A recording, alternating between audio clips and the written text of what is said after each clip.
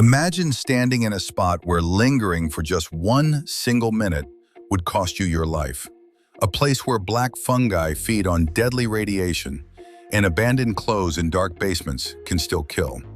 Today we are looking at 10 deeply disturbing, documented photos taken inside Chernobyl, images that froze time during history's most terrifying nuclear disaster. Stick around because some of these photos hold secrets that will chill you to the bone.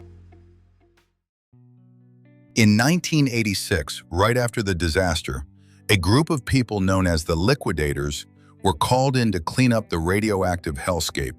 The term comes from the Russian word liquidatory, meaning those who clean up or liquidate the consequences of a disaster. This army of 600,000 ordinary people, soldiers, firefighters, and miners, were sent straight into the fire. This photo shows some of them at work. If you look closely at the bottom and the edges, you'll see strange white streaks on the film. Those are actual radiation burns directly on the camera's negative. When German and Japanese remote-controlled robots failed because the extreme radiation fried their circuits, the Soviet government was forced to send humans, dubbed bio-robots, onto the reactor's roof.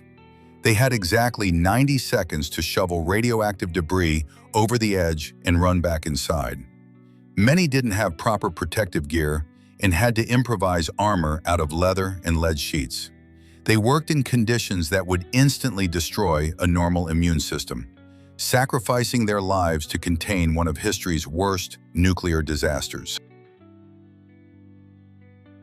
This photo shows one of the most infamous spots inside Chernobyl, the Elephant's Foot. Right after the 1986 explosion, a massive amount of the molten reactor core sank beneath the plant. What formed is scientifically known as corium, a terrifying lava-like mixture of melted nuclear fuel, metal, sand, and concrete. It got its nickname because, as you can see, it looks exactly like the thick, wrinkly skin of an elephant's foot. When it first formed, it was a literal death sentence. Standing nearby for just a few minutes would kill you. To even get this picture, photographers had to bounce cameras off mirrors to avoid getting too close. The heat was so intense it was melting through the floors beneath it. Here is an insane historical fact. When scientists later tried to take a sample of it, the mass was so hardened that their heavy-duty drills broke. They ultimately had to shoot it with an AK-47 assault rifle just to chip a piece off. Today it has cooled down and isn't instantly lethal, but it remains one of the most radioactive objects on planet Earth, sealed deep within the plant. What you're looking at here is a black fungus growing in various parts of Chernobyl.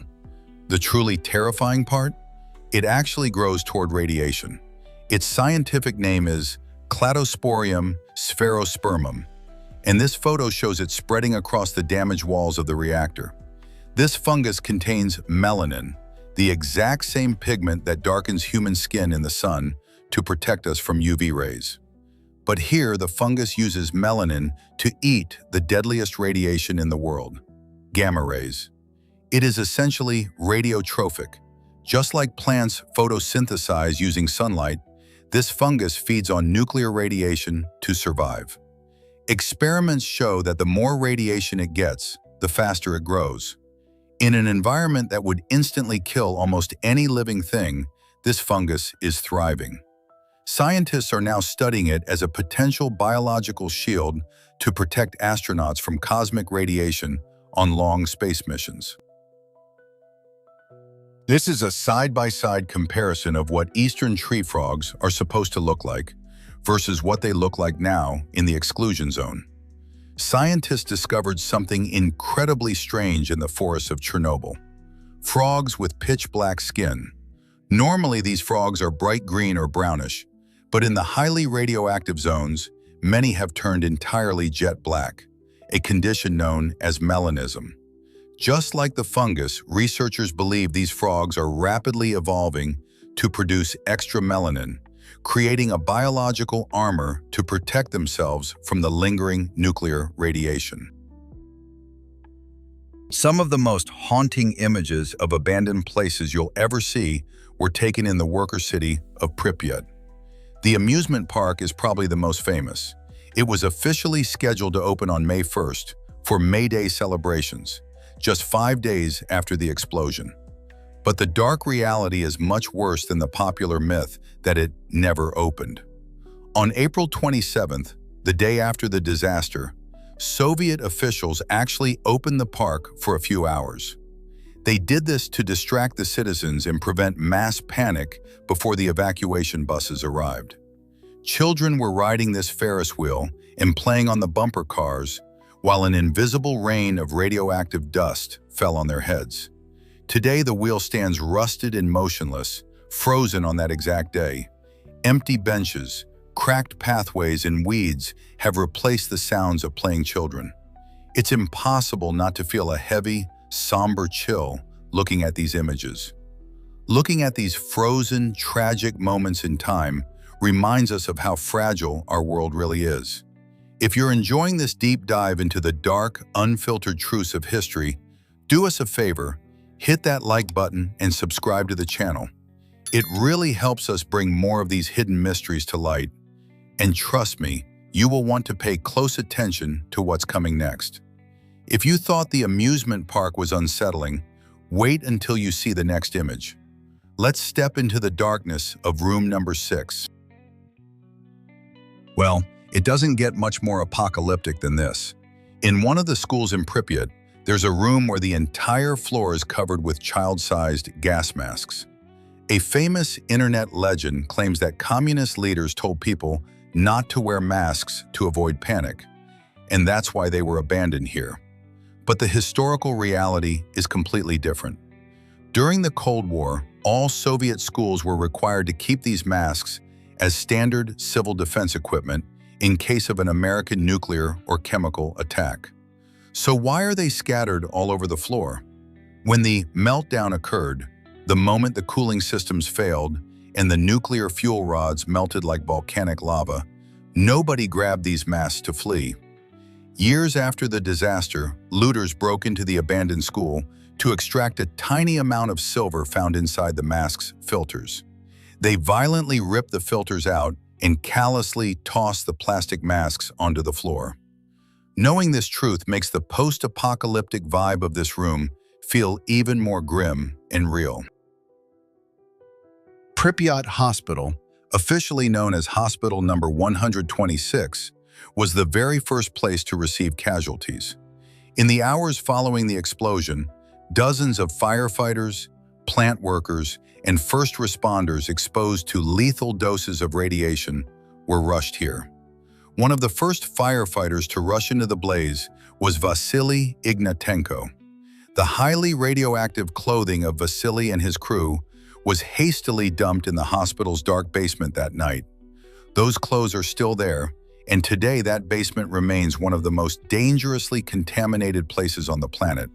Just touching those garments can cause severe radiation burns. The critical patients were quickly transferred to Moscow, leaving hospital completely abandoned and decaying. The maternity ward is especially eerie. Rusty cribs are still in place, forgotten baby dolls lie on the floor, and surgical tools are left out on operating tables as nature slowly creeps in through the shattered windows. These skin-crawling images were taken at kindergarten number 13 in Pripyat, left almost exactly as it was during the hasty evacuation. The shelves are filled with dusty toys, and small metal beds are scattered around. However, for the sake of documentary truth, it's worth noting that due to a trend called dark tourism, some of these creepy dolls sitting on beds or windowsills have been intentionally moved and staged by photographers in recent years to make their shots more dramatic. But that doesn't make the atmosphere any less unsettling. It remains a bizarre, chilling mix of ordinary childhood objects left behind in the middle of a desperate mass exodus. The Azure swimming pool is one of the most unusual abandoned spots you'll ever see. Built in the 1970s, it featured a large indoor pool, a gym, and diving boards. Contrary to what most people think, this pool did not close immediately after the disaster. In fact, it stayed open and fully operational until 1998, a full 12 years after the explosion. Scientists, engineers, and liquidators who were still working in the exclusion zone used it to wash off contamination and relax. Just imagine that, a clean, functioning swimming pool right in the middle of a dead, radioactive city. Eventually, it too was abandoned. Today, with its cracked tiles, rusted diving boards, and empty basin, it gives off a haunting, end-of-the-world vibe. Hotel Polissya was one of the tallest buildings and a true landmark of Pripyat before the disaster. Built in the 70s, it hosted visitors, engineers, and top officials of the nuclear plant. After the explosion, its height made it the perfect command center for the emergency response. The upper floors were used as makeshift observation posts, and helicopters landed directly on the roof to coordinate flights over the burning reactor. Today, the hotel is completely falling apart. The lobby is a mess of scattered debris and broken furniture. Elevator shafts are rusted wide open, and graffiti covers the walls. The building still towers over Pripyat, but its concrete is crumbling and its metal is corroding, fading away, just like the memories of a city that was destroyed overnight.